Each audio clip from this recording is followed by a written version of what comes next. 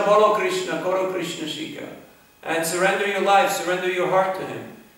So, Prahlad Maharaj was always in this mood.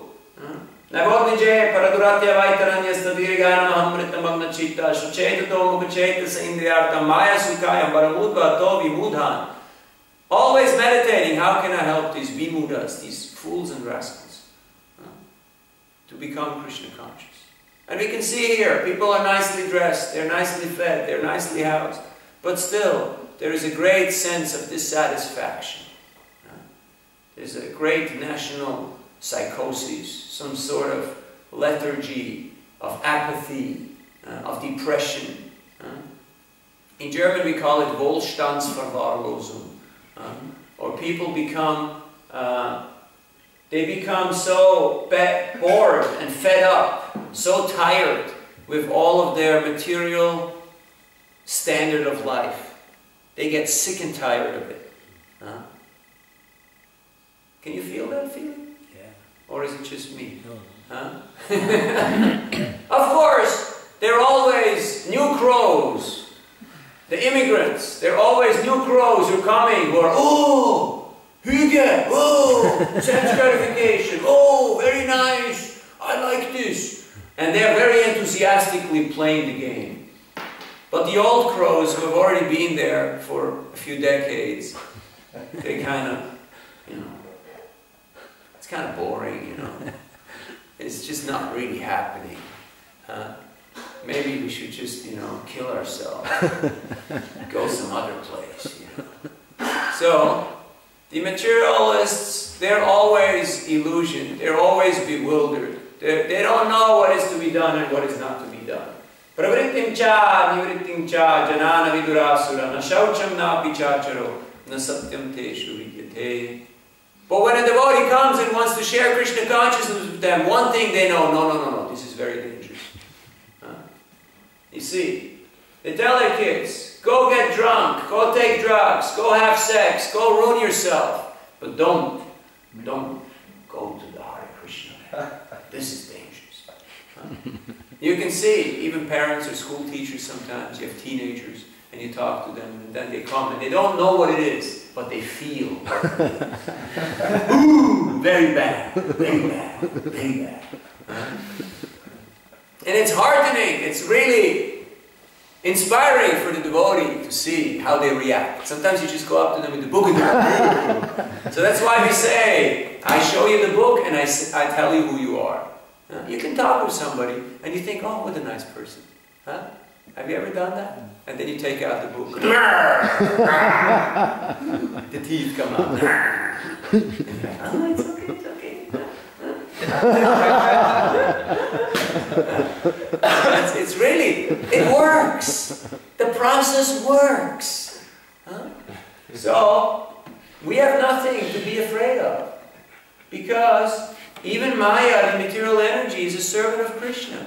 But we should not be foolish and take to the ways of the materialists and think that to just have a comfortable, cozy life is the goal of existence. Because it won't last.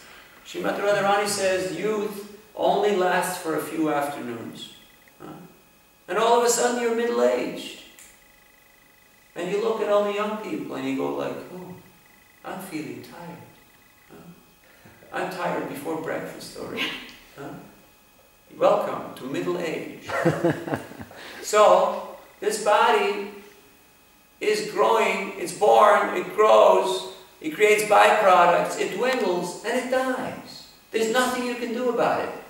No matter how much youth cream you pack on your face, you're still going to grow old. And you're still going to get wrinkled. And at one point, boom, the body is dead. And you have to move on. But for a devotee, that's nothing depressing. That's just the facts of life. And a person who doesn't accept that is delusional. So we are here because we have understood that there is some pinprick in this material civilization. You know what a pinprick is? You think you can sleep peacefully. There is a pinprick. There is one needle which disturbs you. Something that's stuck. in your backside that annoys you. So, there's always that pinprick in the material world. You can see it on people's faces, you know, like the girl is inside the store shopping and the guy's outside waiting. And you just walk up to him and you ask, you know, how's it going? And he's like, and he's like, you're counting how much he's going to spend, huh? You're worried, huh? You know that look on the face, you know? Or people roam throughout, you know, the town. There's always this fear, oh, you know, my size or my color is not available anymore. That's like the biggest panic attack. People have all these worries in life. But a devotee has got no worries. Why? Because whatever Krishna sends, that's his mercy. Huh? Even when it looks like situations may be hostile, the devotee understands this is Krishna's mercy to draw me closer to him. Krishna will not allow anything to come between him and his devotee. So if we try to build some barrier, some wall between us and Krishna, it cannot last. It cannot sustain. Krishna will remove it, either directly or indirectly through material energy. So, sometimes we get too comfortable in our existence, and Krishna has to wake us up. So, some time ago I was in Siberia, Novosibirsk, in middle of January. It was like minus 35. Does it get minus 35 here? Sometimes. Rarely. Rarely. Not usually. That's like your face freezes, you know. You feel like you have a mask on. And when the wind blows, it's like somebody shooting arrows into your bones. You know, you feel like you have no clothes and no skin and no flesh. You only have bones and nerves. And somebody is shooting arrows at that. Very painful. You know, when you spit, it turns into ice before it hits the ground. It just slitters. You know? It doesn't stick. It just... So, that's as cold as it was. All the cars have all year long, they have spikes on their tires. So they go like speedway, you know. Everybody drives like that.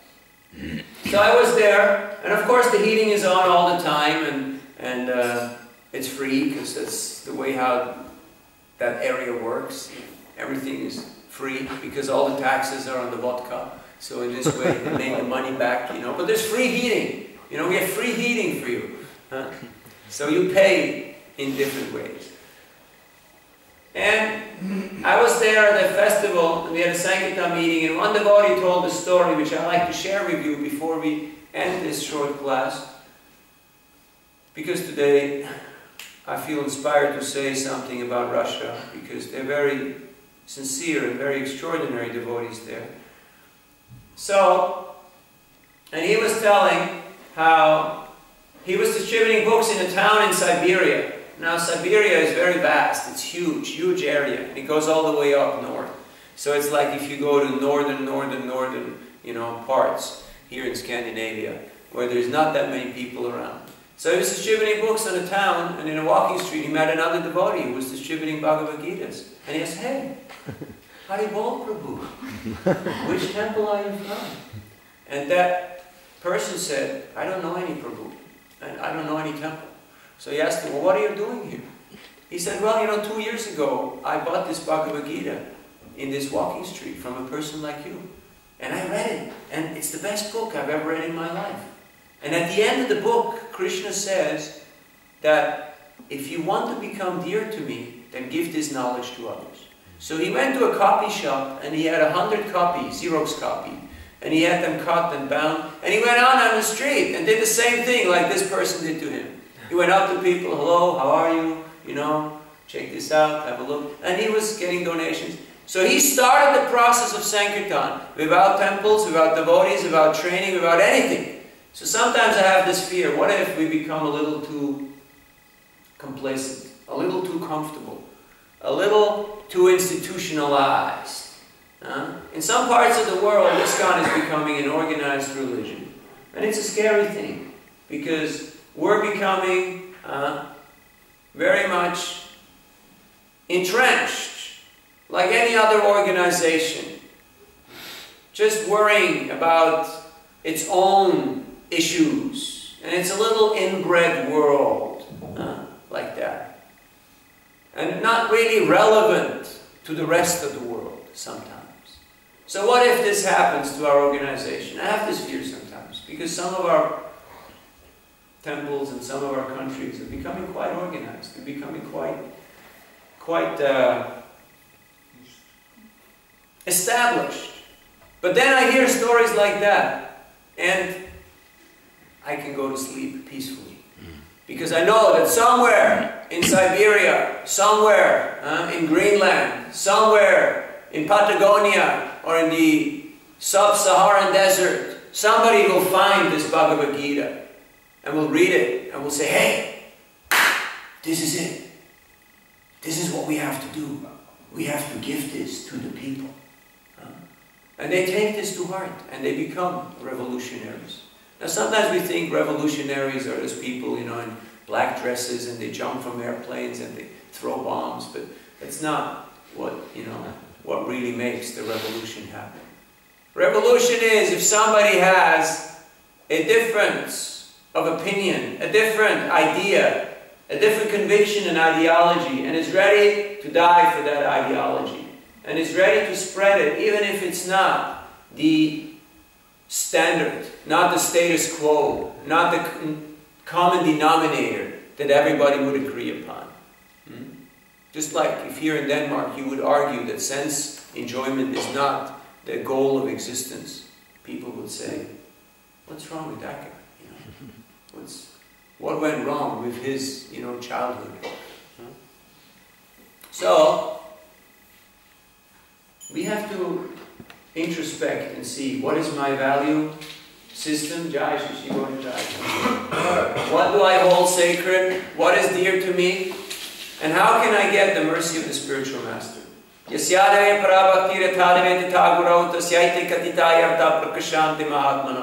you please the pure devotee, there is nothing you cannot attain in Krishna consciousness. So Prabhupada asked, please distribute books. Please distribute books, please distribute books. Preach, spread this movement. And in this way we can get the mercy of the spiritual master. Just like Kalidas, we were reading last night. There was a devotee in Bengal. His name was Kalidas. He had great faith in the remnants of the Vaishnavas.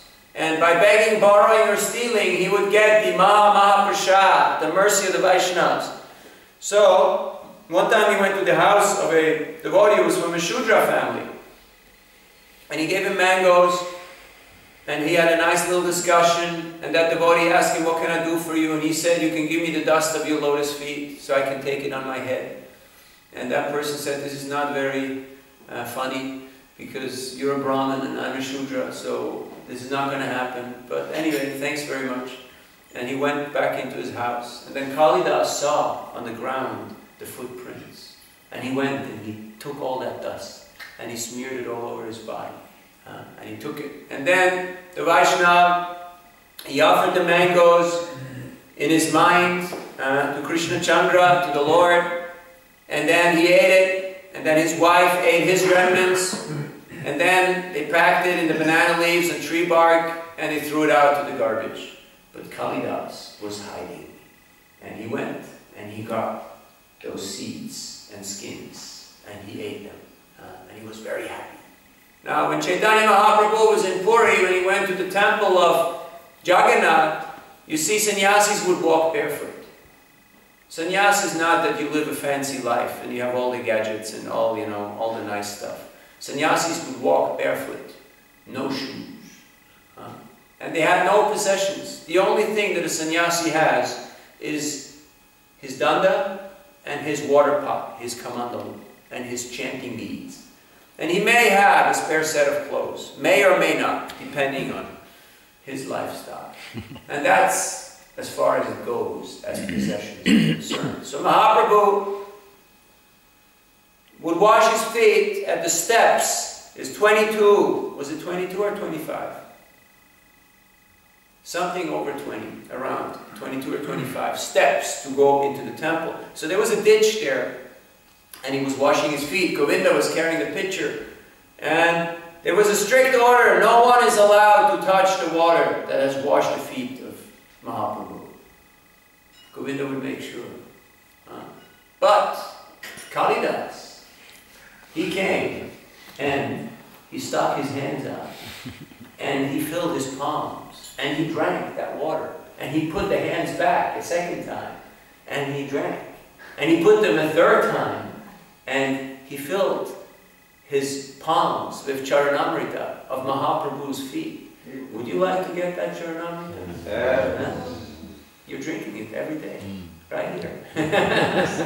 And a third time, and he was sticking them out again, and Mahaprabhu looked at him and said, "This is enough. You have already made me dance, so that's enough." So Kalidas retreated. Then later on, when Chaitanya Mahaprabhu took his bath in the ocean and he took his lunch, he saw in the window, he saw Kalidas in the window, hiding behind a tree. So he was smiling. And he gave hint to Govinda that give my remnants to Kalidas. He's already out there waiting.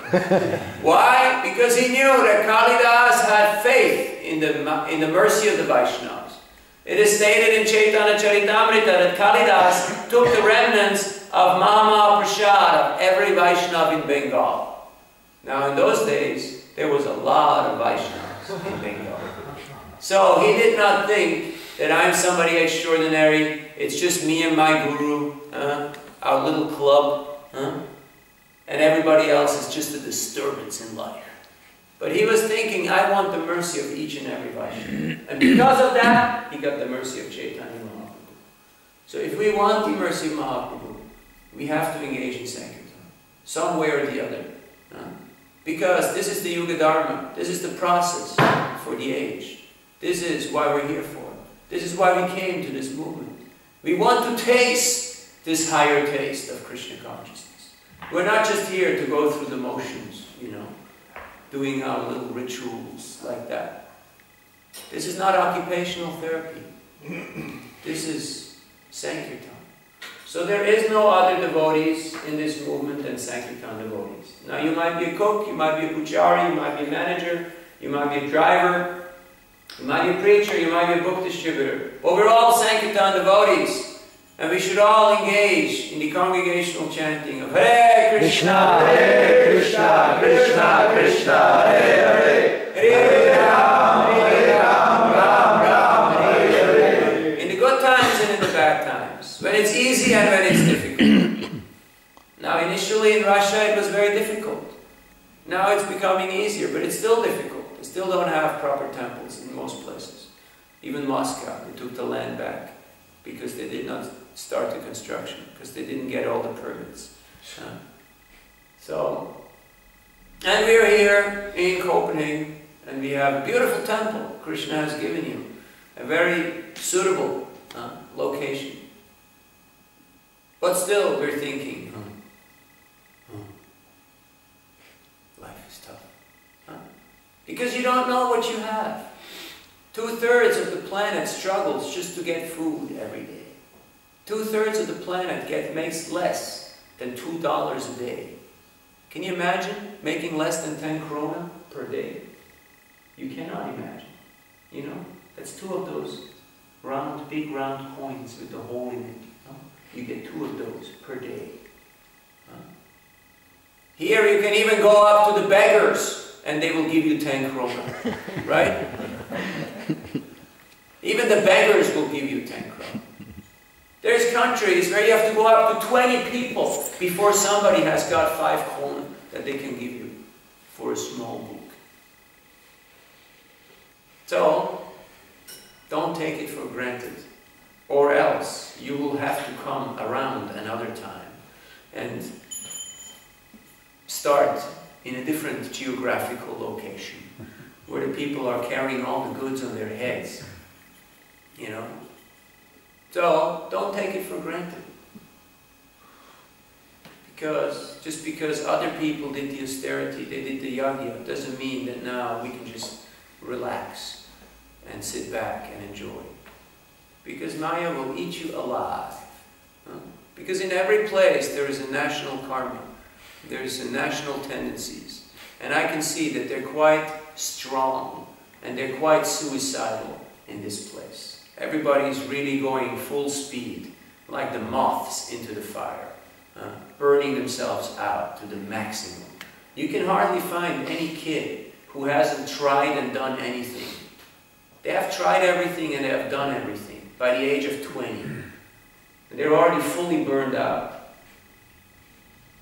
But that's kind of young, you know, to already be done with it all. But okay, Krishna consciousness is there. We have an alternative. So we just have to go around on the battlefield and see who is not yet completely toast, who is not yet totally crisp, you know, black, just, you know, this burnt smoke coming from them. You can smell that burnt smoke sometimes. So it's a very unfortunate fact. So let us take this process seriously, and by the mercy of the spiritual master and the Vaishnavas, even we can take part in the Sankirtan movement of Chaitanya Mahaprabhu. Hare Krishna, Krishna, Krishna, Krishna, Hare Hare, Hare Ram, Ram Ram, Hare Hare. So today's Ekadasi, it's a great day for hearing and chanting. Chant more rounds, less sleeping, less eating, less of material things. And we go out on Sankirtan, trying to propagate the movement. So Ekadasi is always very auspicious for these things. Any questions?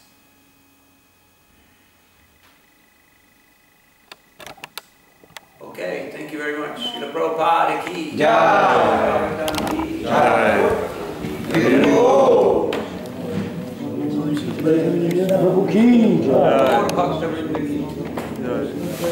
Jai.